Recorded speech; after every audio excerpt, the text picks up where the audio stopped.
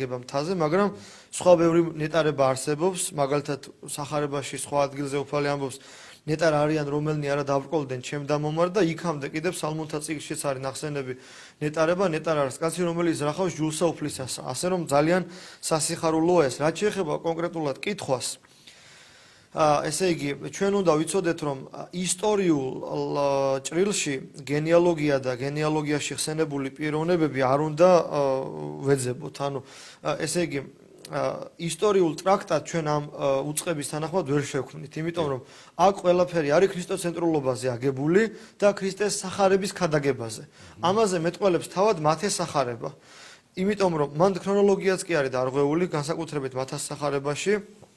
იმიტომ რომ ხსენებული ამგვარი სიტყვები მათეს სახარების პირველი თავის პირველი მუხლში ამგვარი სიტყვებით იწყება წიგნის შობისა იესო ქრისტესი ძისა დავითისა ძისა აბრაამისა. ჩვენ ვიცით რომ ჯერ აბრაამია მამამთავარი, მერე არის ისააკი, იაკობი, იაკობს ეწოდება ისრაელი და ისრაელისაგან წარმოდგება ისრაელიანები და 12 შტო ისრაელი ერისა. მაგრამ ხსენებულია აბრაამის წილ დავითი უბრალოდ. დავითი არის ხსენებული იმის გამო რომ მათი ეთნარქი აბრაამი დავიწყებული იყო მათ შორის, ეს ძალიან ისეთი მარტივი განმარტებაა, რაც ყველამ ვიცით და ეს არის ადაპტირებული ტექსტი შეიძლება ითქვას და მისიონერული გაგებით ჯერ ახსენა აბრაამის ნაცვლად დავითი, რომ მათი ყურადღება მიეპყრო და ესე იგი ამის შემდეგ დაირღვა ქრონოლოგია და ახსენა აბრაამი. ესე იგი, ეს არის ქადაგების ერთ-ერთი მეთოდოლოგია. აი მაგალითად, თუ ჩვენ დავაკვირდებით თანამედროვე სინამდვილეში, მე ამას ვაკვირდებოდი და დღემდე ასე არის. კონკრეტულ მაგალითს მოვიყვან. მაგალითად დასრულდა მსახურება და ჩამოილოცავს მღვდელი. და ჩამოლოცვის დროს ახსენა 13 ასურელი მამა და უამრავი სხვა წმინდა მამები და ახსენა წმინდისა მამისა ჩვენისა, აღსარებელისა და სალოსისა გაბრიელისა.